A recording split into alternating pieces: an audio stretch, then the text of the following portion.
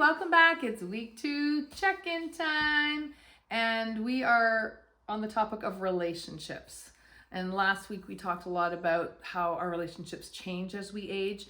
This week we thought we'd be kind of obvious and just point out what are some of the healthy things to look for in a good relationship, and some what of the toxic things are the toxic. That's right. So let's start with healthy. I like to start positive. Okay. Communication. We've talked about Can't get this. away from this. No, we can't. No, it is key. And you've heard that expression before, and that's for a reason, right? It's always about communicating, listening, and just showing up and being present in that moment and in that conversation, right? It's not going away, no. And on that same vein, there's respect. Yes. You got to have respect to want to put the energy in to communicate and to do that back and forth, because that takes energy as well. And we all know what it's like when we give respect and they don't get it back, right? So it's got to be reciprocal. And obviously, you know, we don't want disrespect, because then, well, that'll get into the toxic stuff, won't it? And honesty, right? It's got to be all of it. The communication, everything's got to be honest and come from a point of we're not going to lie to each other about things. So yeah, absolutely. As well. What about adaptability and compromise? Because there's always going to be some place that we need to compromise. We're not always going to have it our way. So we have to find that balance to make both people happy, right? Relationship takes 2 or more people. So everyone has to have their, wants and feelings and everything considered. So just having that and being on the same page for those items and being compatible. And knowing what your non-negotiables are. Yeah. Right? Some things you're just like, that's my line in the sand. Absolutely. You don't want to cross that. Yeah. And then there's compatibility. Oh, yeah. Sometimes you just, there's just, there could be opposites attract. It could be. Could be opposites. It could be as well that Yin and yang, as you grow, right, you were compatible and you are no longer. We did talk about those changes that happen, right? That's right. I feel like, like Mel said, yin and yang, I do think also like the color wheel and the complementary colors are opposites, right? But they complement each other. So having that sort of opposite but compatible, right? And just knowing, but where you can fit this all in and make it work together. Doesn't always happen, but you got to try. That's right. Kindness is important, right? Be kind that to is people. Kindness, being kind, being thoughtful, treating others as you would want to be treated. And that kind of goes back to communication. Think before you speak, and use words that you'd want to hear, right? Just be kind. We all know how to be kind. Yes. So sometimes we need reminders. I say to my children sometimes, you have 2 choices here. You can be kind or you can be mean, and what would you prefer? So it's really a very fundamental choice to make. And which would you regret as well, right? So that's true. Fondness or appreciation of one another. So actually liking the person makes for a really healthy relationship. It does help, yeah. I mean, I can't say that everybody, they'll say, oh, I love them, but I don't like them. And you hear that all the time, right? Like maybe usually relatives. Yes, they've grown apart or they've become grouchy or irritable or something like that. But really liking the person, being fond of them, and appreciating all that they do for you, and then validating that. I think that's really important, that we let the person know we appreciate that. Thank you for dinner. I really appreciate you taking the time to do this for me. Yeah, absolutely. And a little thank you goes a long way. Absolutely. And maybe that's sort of part of being authentic too, right? Being authentic, yeah. Really letting you know that I care and that you mean something to me. And I'm gonna tell you, I'm gonna drop that little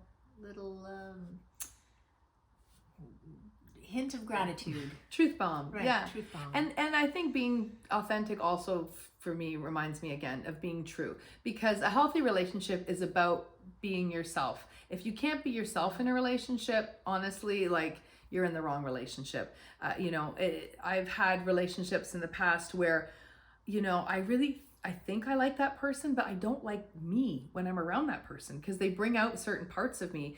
And a sign of a really good and healthy relationship is when you are just so comfortable in your own skin around that person, and you can be 100% yourself. Again, vulnerability and safety, right? Yeah. And speaking of that line in the sand, right? Setting boundaries. Yeah, we all have personal boundaries that we need to respect for one another, but you have to voice those, right? Not everyone's going to know that this is not okay. So let people know what your boundaries are when you need to, and that will definitely help with the way the relationship is going to flow.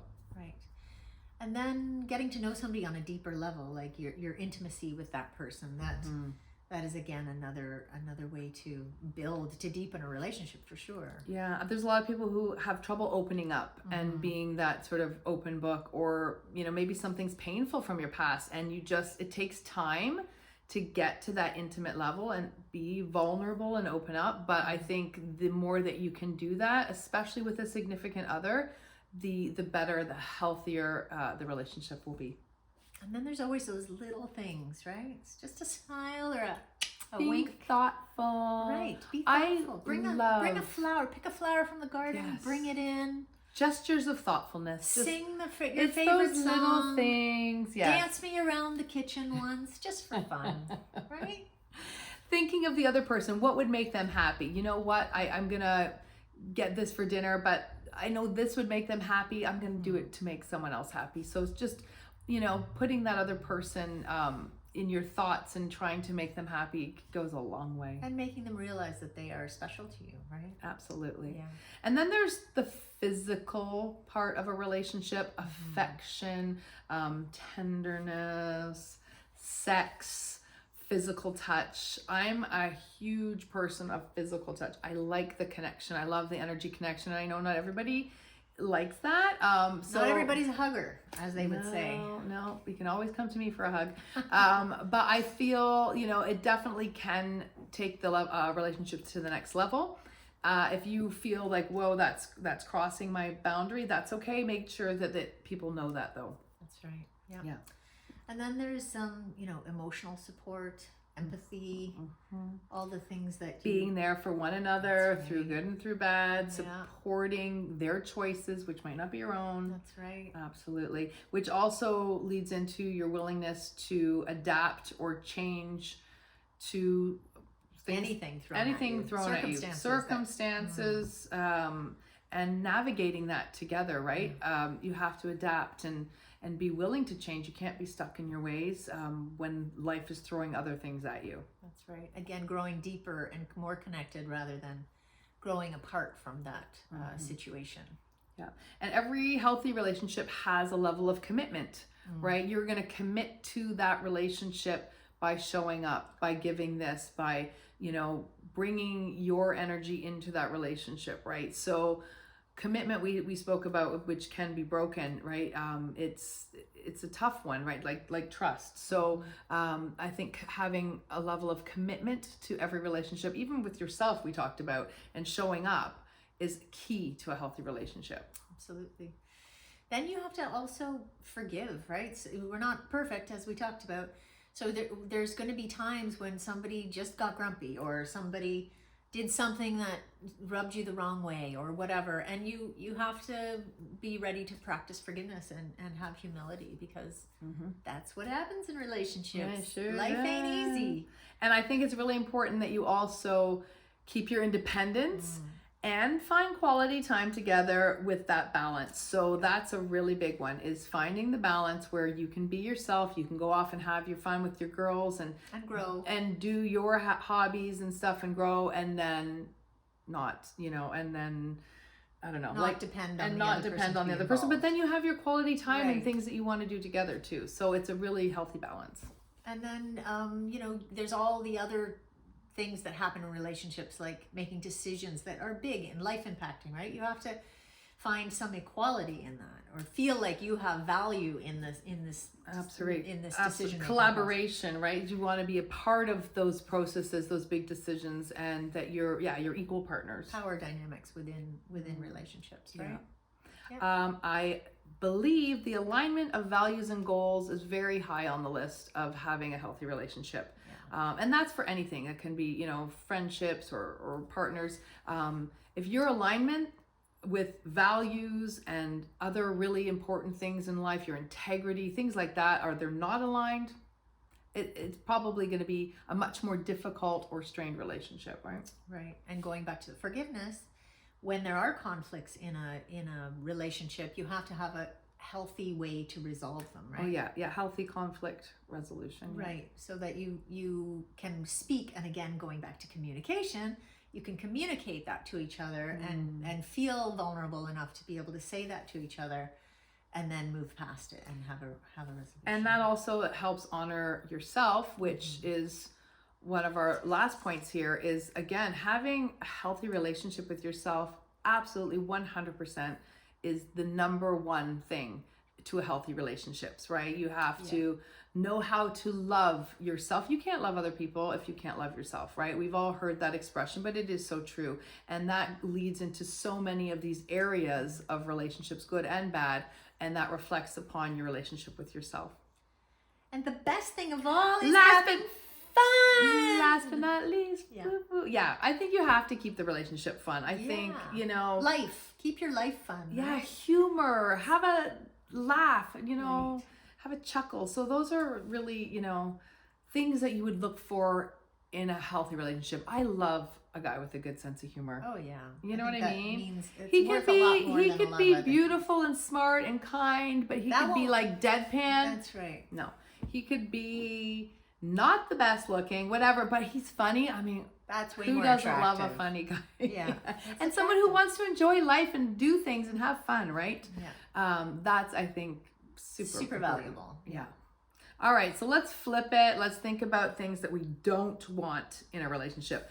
Big red flags that come up. Yeah. Toxic relationships. We see it in other people's relationships. We're like, oh my God, like, why are they still in that relationship? Sometimes we don't recognize it in our own though, right? Right. Some are Distance way makes more us- obvious and way more like, get out of there. And others are just like, oh my gosh, they've just learned to live with it, but it's still toxic, right? All right, so let's jump in. Big red flags. Narcissists. Oh, yeah. Yes, or abuse of people. Oh, yeah. Any type of abuse, whether it's mental, physical, emotional. Yeah. You got to get out of there. Abuse is just something we should not ever tolerate. And that goes back to if we love ourselves, right? So, go ahead. I was just going to say, part of that is when people pull our energy from us, like that, it just drains us over time, right? It might be in little steps. It might not be, all at once, but over time you get sucked of your That's life force. another very big toxic thing is those energy vampires or zappers, right? People who are, constantly needy or clingy or negative. Yeah. Just can't see the good in anything ever. They break your personal boundaries. They don't respect what you've said. Yeah. And those negative people sitting on that low vibration, just constantly draining your energy, right? Sucking it. So be aware of those people. And it can be a partner, it can be a friend or, a sibling or anything like that. Maybe limit some of the time, right? That you're going to spend with them. And there's people who are really selfish or they manipulate situations. They're controlling. Oh, yes. Or maybe they're jealous. So these are sort of qualities in a relationship that we don't need. No. Red flag. Red flag. And people who break our trust, right? We've given them our trust openly and they've broken it. Yeah. So it's really hard to get that back, right? Maybe they've cheated on us. We mentioned this earlier. Cause emotional abuse. Things that maybe we don't even realize, like gaslighting. That is a scary thing that has been going around for a while now, is, gaslighting people and making them think things or making them think they're crazy or whatever. It can be financial abuse. Guilt tripping too. Yeah. It can be financial abuse. So somebody has more financial power in the relationship, and they're dangling sort of, oh well, I'll give you this if you do all these things for me, right? Like instead of being control about it. Yeah, it's control. Yeah. And often in that situation, to control you, they tend to try to isolate you from your support groups, your friends and your family, and keep you away from them so that they can gain control, right? So isolation.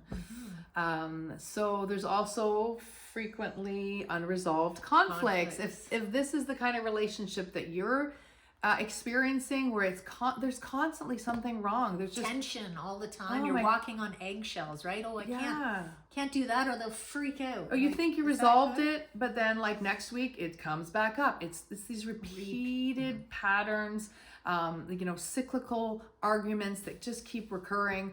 And often you don't notice it as much. It's like the roller coaster, right? Because what happens is you fight and then you make up, and then you fight and then you make up. Temporary reconciliation. Absolutely, very temporary. So that kind of pattern, it can really wear after a long time. You're just worn out, and it's, like I said, harder to notice because when you're on the highs, everything seems great, but it's this constant movement, and it's not very healthy. No, it definitely wears you down for sure.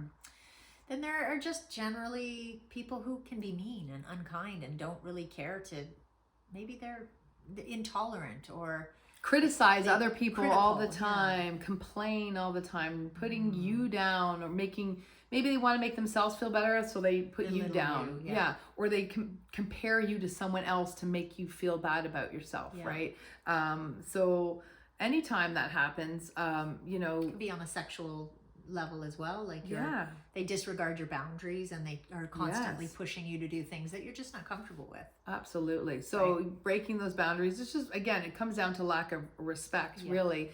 But it's, if you have that in your life where you're just, the other person is constantly making you question your own self-worth and not feeling good, that's time to reevaluate that relationship, because that is not healthy. You don't want people putting you down, right? You want them lifting you up. That's right. And then there are, there's people who are users and people who are takers. And we all know those people. It's always one-sided, right? Like you're always you give and you're happy to give, but they just constantly take, and you're like, when are you That's gonna not get a relationship. Yeah, like I've invited you over 5 times. When are you gonna invite me over? Right? It's just one-sided. So users, takers, and that can be financially, like you said, physically, emotionally. I mean, it goes on. So just being aware of those things, that can help us set boundaries to not accept that in our life, and maybe start, releasing those friendships or relationships that aren't working because it's very one-sided and it's draining, right? We need to refill our own cup.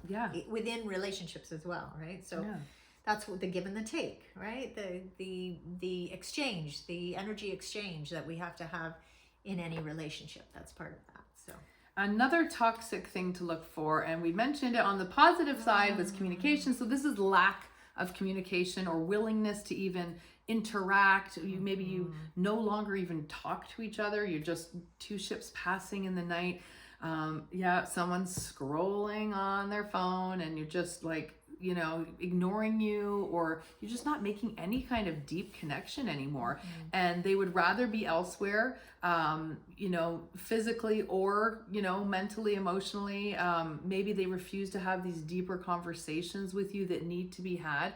And so you've just really lost all sense of communication and, interaction. Right. And then you start to feel alone in the relationship. And what's the point you're of in a relationship, but you're alone. So exactly. And then there's always unequal power dynamics, and that goes. You back mentioned that with the financial, for example. One partner holding more power or making all the decisions. Maybe it's not as obvious, but they're just not supporting your goals and your dreams, and you want to go off and do this, and they're shutting it down. Every time you have an idea, they're cutting it down. You're not in alignment anymore, right? Like you want to do this, and they're like, that's just a constant battle. Right. Yeah. Because then it's respect. They're not respecting your journey and your interests, etc. So. And I feel like there's almost a grief that you're going through because you just want to be seen. You feel like they don't even care whether you come or go anymore, and they're just ignoring you. And I think of that book, He's Just Not That Into You. And I used to relate that after like a first date when you're ghosted and you're like, I thought it went well, and you never hear from them. But how about that in a long-term relationship? And now they're just not that into you, but you're already in this committed relationship. That's really hard to swallow when they're no longer into you after, 20, 30 years of marriage. Right, but they're not cutting it. They're not letting you loose. You're dangling. You're coexisting, right? That's not a connection. Right. So again, do you work on that? Do you try to make it work because both parties are interested, or is it not going to happen? And I think finally the one I could think of for like a toxic type of relationship or a red flag would be a real big disconnect on a spiritual level. That's really important for me. And I'm not saying, or I'm not blaming that, maybe that they're toxic and I'm not, but that's for me a big red flag that there's not a connection there. Because if that's important to you, your faith or your religion or your spirituality or these fundamental ideologies or values that you hold dear in your life, and you're not in alignment, again, you're going to be questioning the worth of this relationship. Is it worth it if I have to give this up or not be able to express myself authentically because of their beliefs, right? So there are times when it works as well. You can be spiritually different as long as you're both respectful, again, of those differences, and that you and you aren't looking for the validation in yours, because right. that might not happen as well. So fundamentally, you're living in two different worlds on that spiritual level. And again, it might not even be about faith or religion. It could just be, the way that you connect, in this world is very different, or your energy vibe. Yeah. One is here, one is there. And it's just, it's not a healthy relationship. I mean, it's our relationship, but it wouldn't be the one I would be looking for. It would be challenging, right? It would just be challenging if you're not, again, respecting each other's differences. Yeah, and I'm sure we've missed several, good, healthy points and toxic points. The list could go on and on and on. When we were researching, we're like, whoa, it is a big topic. So this is where you do your work and you decide for yourself, what are the qualities in this relationship that are healthy and that I'm thriving on and that I am grateful for, and what are some of the red flags I need to look for? Why is this relationship not working? Let me list out these red flags and see, oh, you know what, that's happening. That's occurring. I didn't even notice. So this is where your self-development work comes in, and really starting to break down these relationships for good or for bad. Right. Going into those coaching questions and really thinking about everything deeply. Yeah. Well, we look forward to seeing you next week for our week 3 tips and tools. See you there. Take care, everybody.